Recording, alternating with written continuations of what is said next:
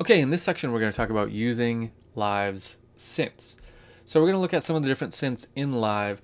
We're not going to comprehensively go through how to use every single synth in Live and every instrument in Live, but we are going to do that in the next class. The next class is all about the instruments in Live, the synthesizers and the samplers, all the instruments.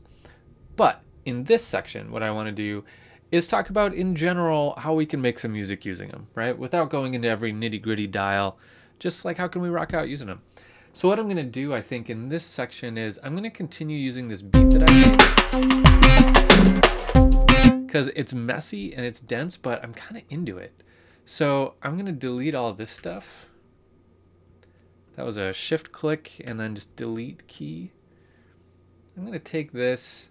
Make sure all of these are set to loop, so I'm looking down here.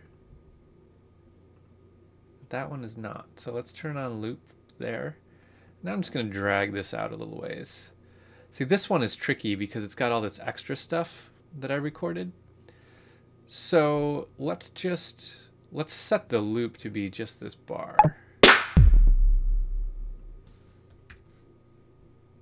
So Command L, that should keep us to just a loop. Yeah. Before we had all this other stuff out here that I didn't really want, so I just looped this section. Okay, and now these I'm gonna pull out. I just want, oops, this one, the loop is also not what I want. So what I want here is, I think I wanted the loop to be just one bar, but let's try setting it to, well, let's do just one bar. So I want just this to loop, actually just this. Command L. Now we see this all shaped up. Same deal here, that looks good. And here, that looks good. Okay, so now we've got a longer pattern I can work with.